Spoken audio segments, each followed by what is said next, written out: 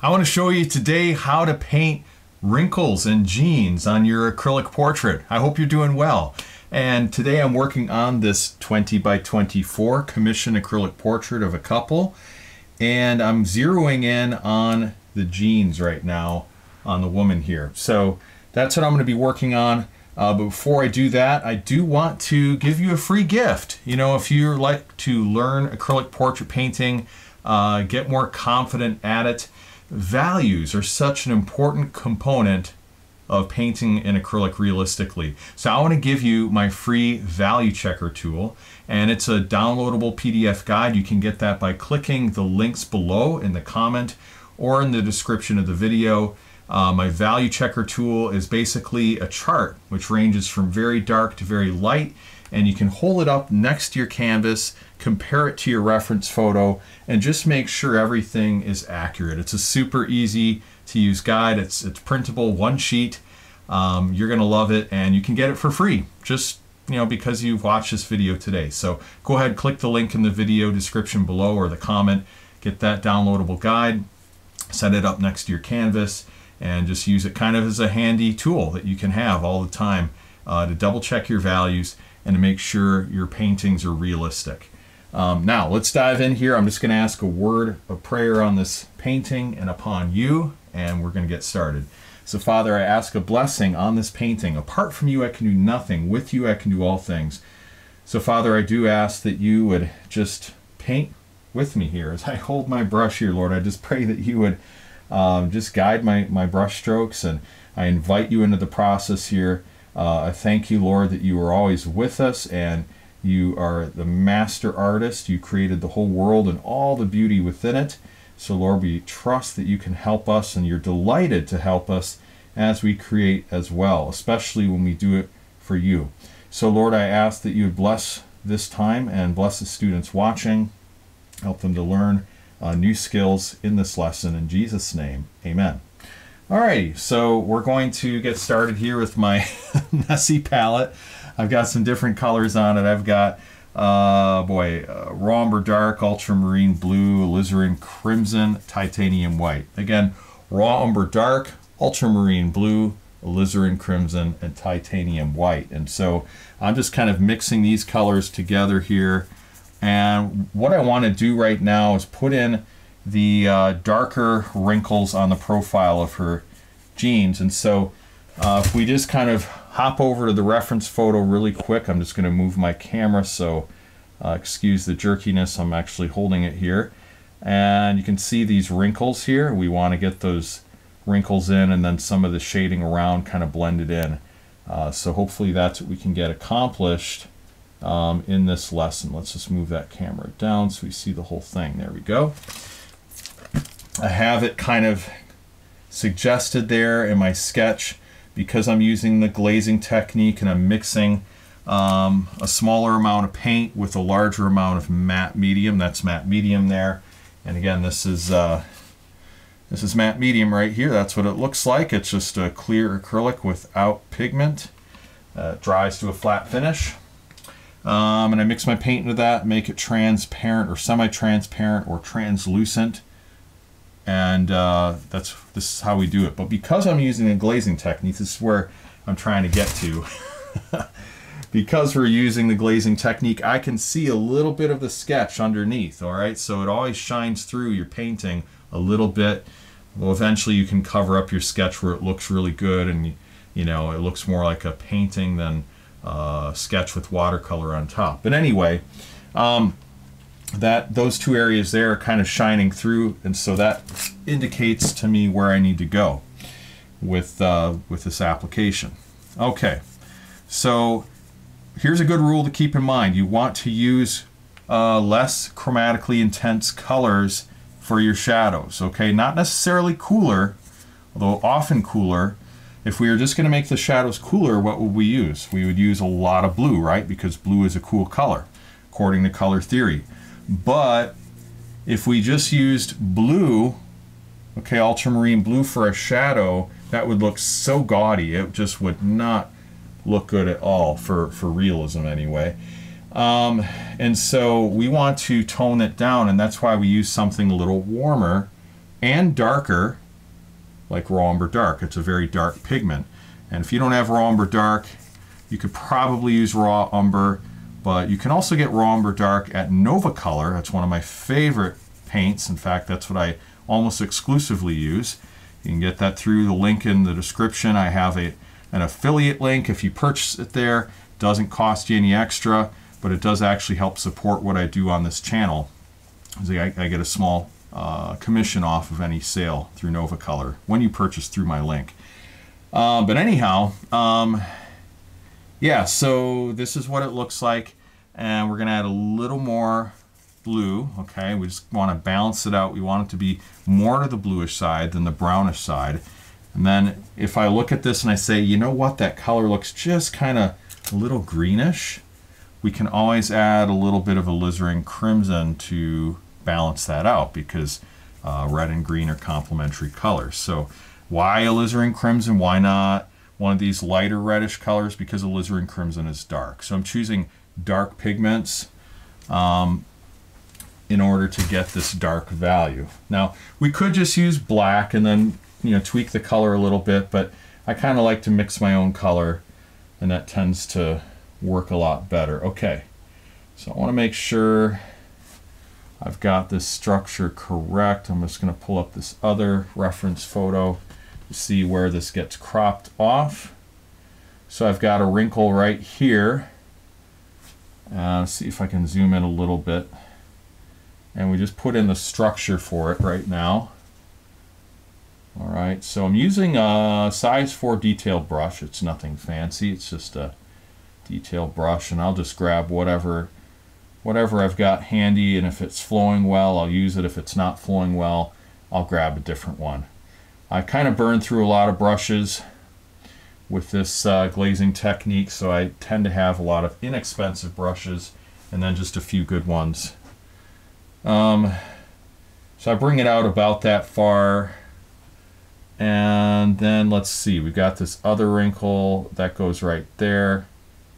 And again, we're just trying to emulate the pattern that we can see again on that reference photo. All right, see if you can see those two lines. That's what we're trying to emulate there. All right, so do I have the angles correct? Now that's important, because I want to see that I've got it's kind of flowing to the right place. So I think overall this could work, and then we want one more wrinkle here, but we don't want to space them evenly. You have to fight that tendency. You're going to always fight that tendency. You'll be inclined to make them all spaced evenly. All right, it's just human nature that we want to order our world. I've talked about this many times, but I think it's just worth repeating again and again that things in this world are much more random, but there's that beauty in the randomness. So we want to make that last wrinkle a little closer, all right, than the distance between these two here. And I think that can work well. Now,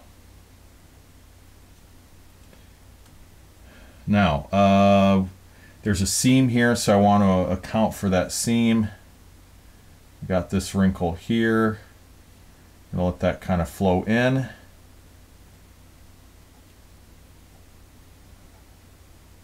And we're actually, yeah, let's bring that, the seam is a little bit thinner, so we're going to bring that closer in there. So now we have the bottom edge of that wrinkle. All right, so now we have some very hard edges, right? We're going to have to soften these up a bit, and let's just suggest maybe one more wrinkle up here that's a little lighter, and we use a little lighter pressure for that. Also, we just add a little bit of a wrinkle right here because I can see it in the reference photo, so just a small little wrinkle there. Okay, so now we need to soften this up. So let's go ahead and take the same color and we'll add some ultramarine blue. So now that we're getting a little lighter in value, we want to add more chromatic intensity and get it closer to the actual color of the jeans, whatever they be. So we're moving away from black into more of a bluish color as it gets lighter. All right, and so now I have these two colors next to each other. I can kind of mix them, but see how, you know, I'm never mixing it all together. I don't want to lose that original color. That's important. Keep that original color handy and then just kind of mix into it whatever you need to do to achieve the new color. Now as we put this down, we'll kind of test it and see if we like it. All right, so will we be able to do this all in one layer?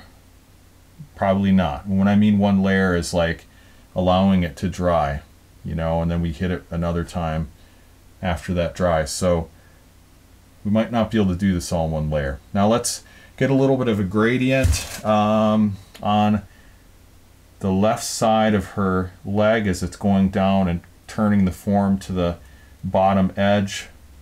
And we're just using this color, this particular glaze we mixed, and just very strategically placing it to build more depth, more of a gradient. We're softening the shadow up here, building a little more gradient there because the lighting here, there's quite a bit of contrast, but the lighting is diffused. So, you know, we probably have like, you know, some sunlight that's kind of partially diffused by clouds.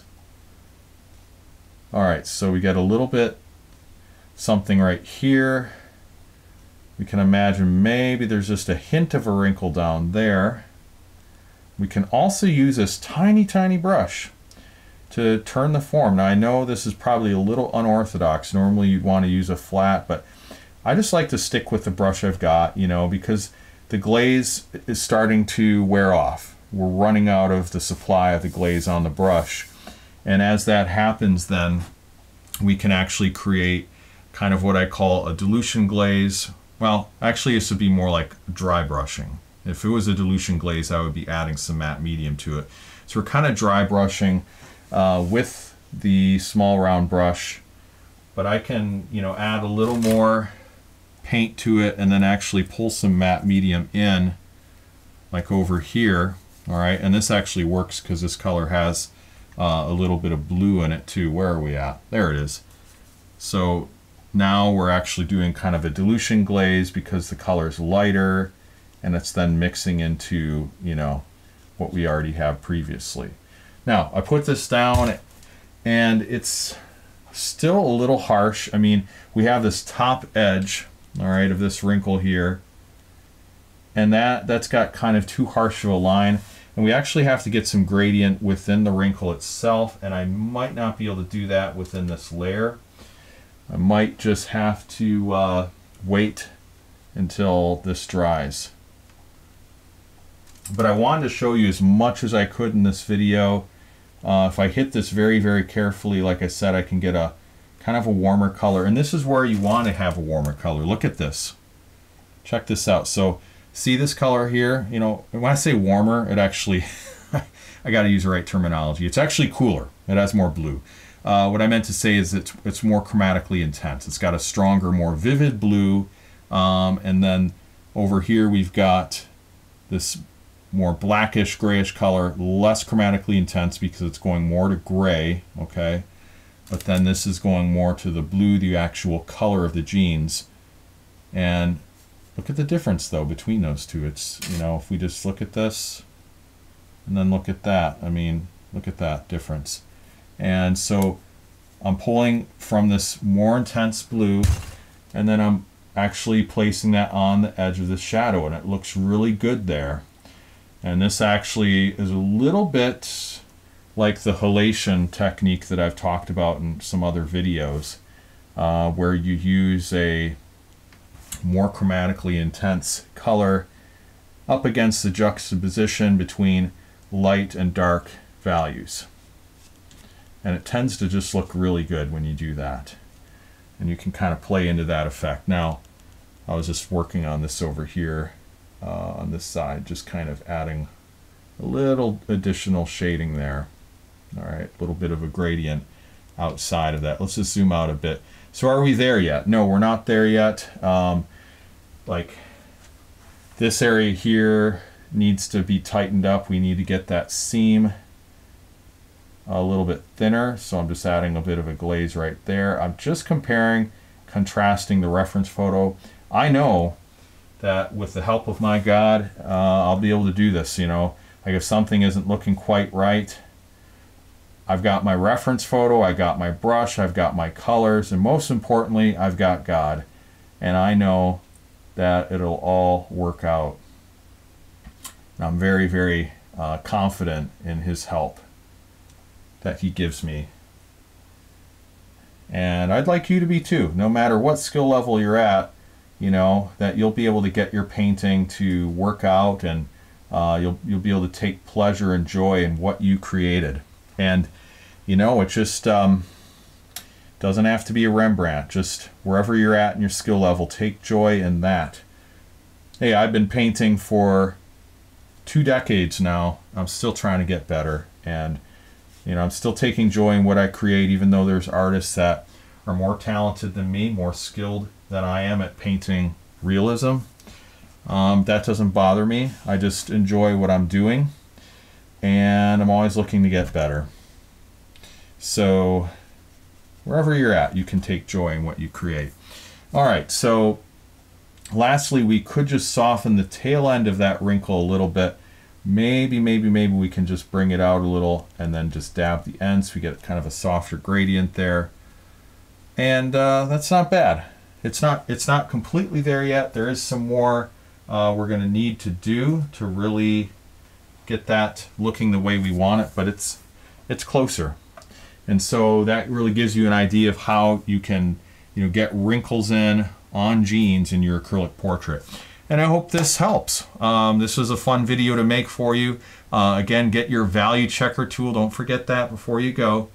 Just click the link below and we'll send that to you right away. But also check out my website, realisticacrylic.com. I have a lot of tips, tutorials, free videos, classes, more PDF downloadable guides, all there at realisticacrylic.com. So check that out as well. I'm sure it's going to be a benefit to you as a portrait painter. And then lastly, hit that subscribe button, like, share this video, all that good stuff. Leave a comment if you have a question about this technique or about, you know, what we discussed here and what I demonstrated. Let me know. I'll be happy to answer you in the comments. All right, so thank you so much for watching. God bless, and we'll talk to you soon. Take care.